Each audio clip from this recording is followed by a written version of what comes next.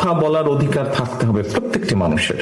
প্রধানমন্ত্রীকেও এভাবে অবজ্ঞা বা আক্রমণাত্মক ভাষায় কথা বলা যায়, এটি নজিরবিহীন। আমরা বাকস্বাধীনতা বলতে কি বুঝি? অশালীন আচরণ করা কি বাকস্বাধীনতা? অশ্রাব্য ভাষা কিংবা শিষ্টাচার বহির্ভূত যে আচরণ, সেটি কি বাকস্বাধীনতা?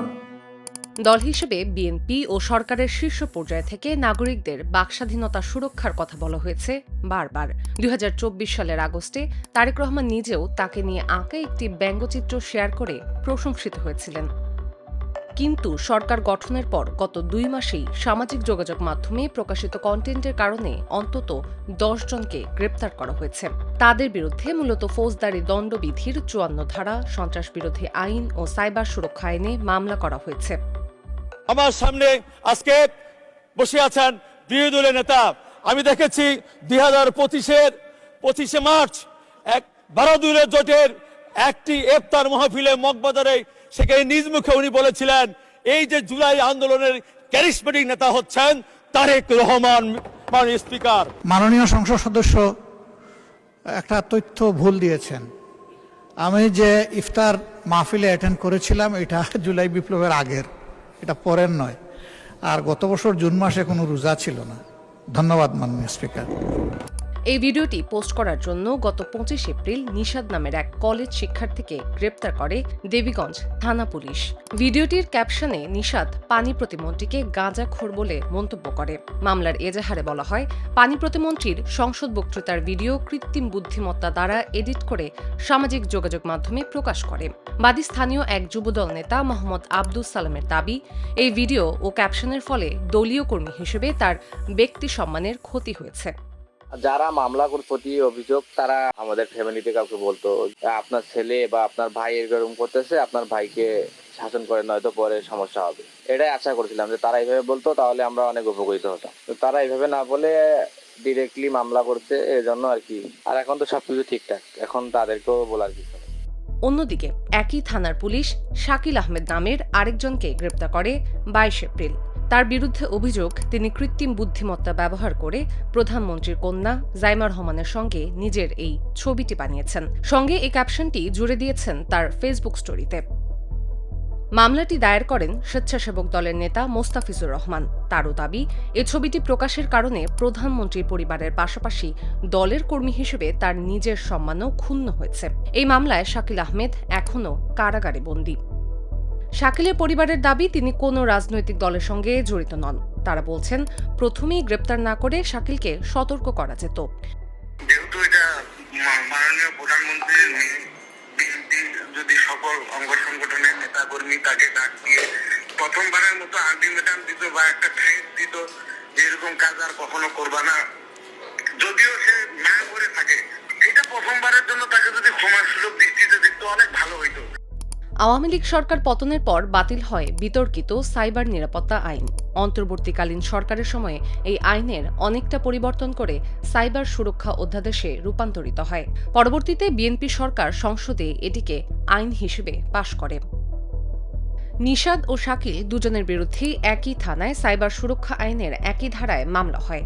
এই আইনের ২২ ধারায় ডিজিটাল জালিয়াতি ও প্রতারণা, ২৫ ধারায় ব্ল্যাকমেইলিং, যৌন হয়রানি বা এআই দিয়ে বিকৃত ছবি ছড়িয়ে ভয় দেখানো এবং ২৭ ধারায় এসব কাজে সহায়তাকেও অপরাধ হিসেবে গণ্য করা হয়েছে। বাংলাদেশে সামাজিকভাবে এই ধরনের মন্তব্যকে নিন্দার চোখে দেখা হয়। শাকিলের ভাই স্বীকার করে নিয়েছেন, এ ধরনের মন্তব্য করা ঠিক হয়নি। সংসদে বিরোধী দলীয় নেতা পর্যন্ত এই ঘটনার দিকে ইঙ্গিত দিয়ে দায়ীদের দৃষ্টান্তমূলক শাস্তির কথা বলেছেন। মাননীয় প্রধানমন্ত্রীর পরিবারকে জড়িয়ে যারা অশ্লীল আচরণ করেছে, উনি এখনো বিচার চান নাই। আমি তার পক্ষে তাদের বিচার চাই। কিন্তু নিশাদ বা শাকিল ফেসবুকে যে ছবি পোস্ট করেছেন, সেগুলো কি আইনের দৃষ্টিতে কিংবা সর্বজনীন বাকস্বাধীনতার নিরিখে অপরাধ? নেত্র নিউজ তাদের পোস্ট দুটি মানবাধিকার কর্মী ও প্রযুক্তি নীতি বিশেষজ্ঞদের কাছে পাঠিয়ে তাদের মতামত জানতে চায়। উভয় ক্ষেত্রে আমরা দেখছি এই ধরনের কন্টেন্ট সংবিধানের ৩৯(২) অনুচ্ছেদের অধীনে মত প্রকাশের যে স্বাধীনতা সুরক্ষা আছে সেটার ভেতরে পড়বে। মত প্রকাশের উপর কোনো ধরনের বিধিনির্দেশ আরোপ করতে গেলে তা হতে হবে যুক্তিসঙ্গত বা রিজনেবল এবং নির্দিষ্ট কয়েকটা কারণের ভিত্তিতে। যতটুকু আমাদের কাছে তথ্য রয়েছে তার ভিত্তিতে আমরা বলতে পারি যে এই কন্টেন্টগুলো আসলে এমন কোনো মানদণ্ড পূরণ করতে পারে না যা এটাকে আসলে রিজনেবলি কোনো কারণে সেন্সর বা রিস্ট্রিক্ট করা যেতে পারে। আর যদি আমরা ফৌজদারি আইনের দৃষ্টিকোণ থেকেও এটা আসলে কোনোভাবে কোনো ধরনের থ্রেশহোল্ড আসলে পূরণ করতে পারছে না। যতটুকু আমরা তথ্য পেয়েছি তার ভিত্তিতে সাইবার সুরক্ষা আইনের 22(2), 25(3) এবং 27(2) ধারাগুলো শাকিলের ক্ষেত্রে প্রযোজ্য হওয়ার কথা না। যদিও কন্টেন্টটি ডিজিটালি অল্টার্ড বা ম্যানিপুলেটেড, আইনের 22(2) ধারা অনুযায়ী তা ক্ষতি বা প্রতারণের সংজ্ঞাগত মানদণ্ড আসলে পূরণ ঠিক করছে না। একইভাবে ধারা 25 এবং 27 ধারায় যে যৌন হয়রানি, ব্ল্যাকমেল বা অন্যান্য অপরাধকে যেভাবে সংজ্ঞায়িত করা হয়েছে এটা আসলে সেই থ্রেশহোল্ডও খুব একটা পূরণ করছে না। এমনকি আইনের 40 নম্বর ধারা যেখানে বলা হয়েছে যে ভুক্তভোগীকে নিজের থেকে আসলে মামলাটা করতে হবে, সেই ক্ষেত্রেও সেই থ্রেশহোল্ডটা পূরণ করছে না। গণতান্ত্রিক দেশগুলোতে রাষ্ট্রপ্রধান কিংবা পাবলিক ফিগারদের বিষয়ে নানা ধরনের কার্টুন, স্যাটায়ার কিংবা কটূক্তির উদাহরণ পাওয়া যায়, যা নাগরিকদের বাকস্বাধীনতার আওতায় সুরক্ষিত থাকে। হিউম্যান রাইটস ওয়াচের এশিয়া বিভাগের উপপরিচালক মীনাক্ষী গাঙ্গুলির মতে, রাষ্ট্রকে সতর্ক থাকতে হবে যেন তড়িঘড়ি করে যেকোনো বক্তব্যকে অপরাধ হিসেবে গণ্য না করা হয়। তিনি মনে করেন, সহিংসতা বা যৌন নিপীড়ন রোধে কর্তৃপক্ষ এবং সোশ্যাল প্ল্যাটফর্মগুলোর কঠোর হওয়া জরুরি। তবে নারীদের নিয়ে অবমাননাকর ভাষা বন্ধের ক্ষেত্রে আইনি ব্যবস্থার চেয়ে জনসচেতনতা তৈরি করাই হবে সঠিক পদক্ষেপ। গত 17 এপ্রিল পাথরঘাটা.com নামের একটি ফেসবুক পেজ পরিচালনার অভিযোগে হাসান নাসিম নামে এক ব্যক্তির বাসায় হানা দেয় ডিবি পুলিশ। তখনও তার বিরুদ্ধে কোনো মামলা বা গ্রেপ্তারি পরোয়ানা ছিল না। নেত্র নিউজকে দেয়া সাক্ষাৎকারে নাসিম বলেন, বাসায় ঢোকার পর তার ফোন ও ডিভাইস তল্লাশি করা হয়। নাসিম বলেছেন, 47টি ফেসবুক পেজের অ্যাডমিন, এডিটর বা লেখক হিসেবে তার অ্যাকাউন্ট সংযুক্ত ছিল। তার বক্তব্য, সোশ্যাল মিডিয়া মার্কেটিং এর কাজ করায় ক্লায়েন্টদের পেজে যুক্ত থাকেন তিনি। নাসিমের অভিযোগ, পরে তাকে নিয়ে যাওয়া হয় ডিবি কার্যালয়ে। তাকে চিফ হুইপ নুরি আলম চৌধুরী মনিকে নিয়ে তৈরি একটি কার্টুন সম্পর্কে জিজ্ঞাসাবাদ করা হয়। এই কার্টুনটি মূলত প্রকাশিত হয়েছিল ডেল্টা লেন্স নামে একটি ফেসবুক পেজে। সেখান থেকে সেটি পুনঃপ্রকাশ করা হয় পাথরঘাটা.com নামে একটি পেজে। পুলিশের দাবি, এই পেজটির নেপথ্যে ছিলেন নাসিম, যা তিনি অস্বীকার করেছেন। ডিবি অফিসে জিজ্ঞাসাবাদের এক পর্যায়ে তাকে মারধরও করা হয় বলে জানিয়েছেন তিনি।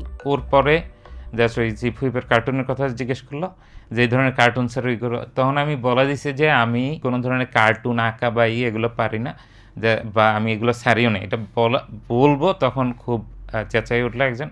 তা আমি আস্তে করে থেমে আমি জাস্ট ডিবি প্রধানের দিক তাকাইছিলাম এবং চুপ করেছিলাম। আমি পরে আর কোনো ওই জায়গায় কথা বলতে দেয়নি আমাকে। ওইটা স্কিপ করার পর বলে যে তুমি কোন রাজনীতির সঙ্গে জড়িত। এরপর আমি আমার এই রাজনৈতিক ব্যাকগ্রাউন্ডে বললাম যে আমি আগে শিবির করতাম, এখন কোনো ধরনের, যেহেতু প্রফেশনে আছি, এখন কোনো ধরনের রাজনীতির সঙ্গে আমি না। আমি যেটা খেয়াল করলাম যে নাসিরুল ইসলাম ইশারা দিলেন এডিসিকে লাঠিটা নেওয়ার জন্য। উনি লাঠিটা নিলেন, লাঠি নিয়ে একটু ইতস্তত বোধ করতেছিলেন। তার মধ্যে উনি করার পরে প্রায় 8 থেকে 10টা আমাকে পিটান দিছে। পিটান দেওয়ার পরে আমি জাস্ট হাতটা নিচে নামিয়ে ফেলছি, সহ্য করতে পারতেছি না এই জন্য। তখন আবার বলতেছে যে হাত উপরে উপরে। এর মধ্যে জাস্ট ওই এডিসি জিয়াউর রহমান উনি জাস্ট লাঠিটা সরাই নিয়েছে, তো আমি ঘুরে দাঁড়াইছি।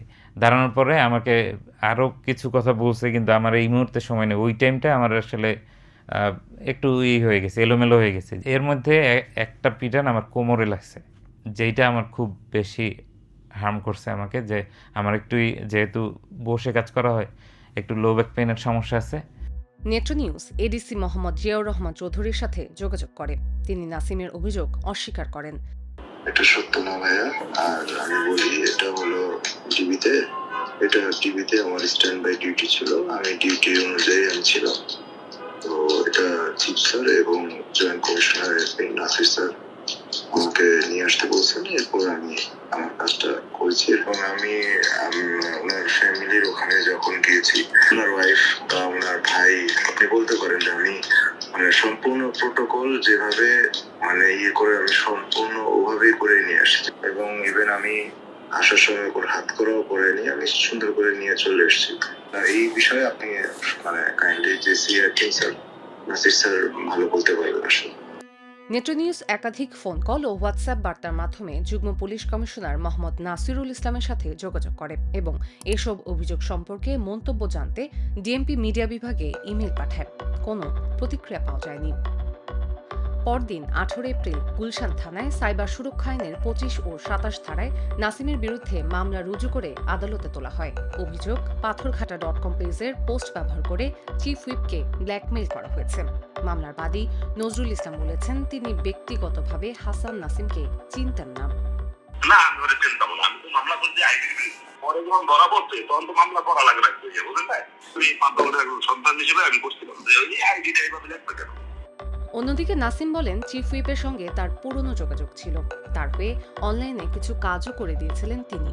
সেই কাজের পাওনা চাইতে নির্বাচনের আগে চিফ হুইপের সঙ্গে যোগাযোগ করেছিলেন। চিফ হুইপ নুরুল ইসলাম মনি 2021 সালে করোনার ভিতরে, তখন হচ্ছে যে উনি আসলে ডিজিটালি এত কিছু বুঝতো না। ওই জায়গায় হচ্ছে আমি তাকে বেশ কিছু বিষয়ে হেল্প করছি। ওই জায়গা থেকেই তার সঙ্গে পরিচয়। ওনার যে পেজ টেজ গুছানো করা, উনি নিজে বেশ কিছু ইনফরমেশন দিতেন। ওই জায়গা থেকে আমার তার সঙ্গে পরিচয়টা শুরু। ইলেকশনের 1.5-2 মাস আগে ওনার সঙ্গে আমার কথা হয়েছিল। তারপরে আমি ওনার মেসেজ দিয়েছিলাম। ওনার কিছু কাজ আমি করে দিয়েছিলাম 2022 সালের দিকে। তখন অল্প কিছু টাকা বাকি ছিল, ওইটার ইস্যুতে আমি জাস্ট ওনাকে মেসেজ দিয়েছিলাম। ইভেন এই টাকাটা অ্যাকচুয়ালি আমার নিজেরও না, এই টাকাটা আমি যে ফ্রেন্ডে দিয়ে কাজ করাইছি ওই ফ্রেন্ডের টাকা। তো ওরে দেয়নি, ও আর কিছু বলে নাই, আমিও আর উনি ব্যস্ত মানুষ, ওনার করা হয়নি। এরপরে লাস্ট কথা হয়েছে, এটা মনে হয় ইলেকশনের সম্ভবত, আমার ঠিক এক্স্যাক্ট ডেটটা খেয়াল নেই, বা ওটা আমি মোবাইলটা পেলে হয়তো দেখে বুঝতে পারতাম।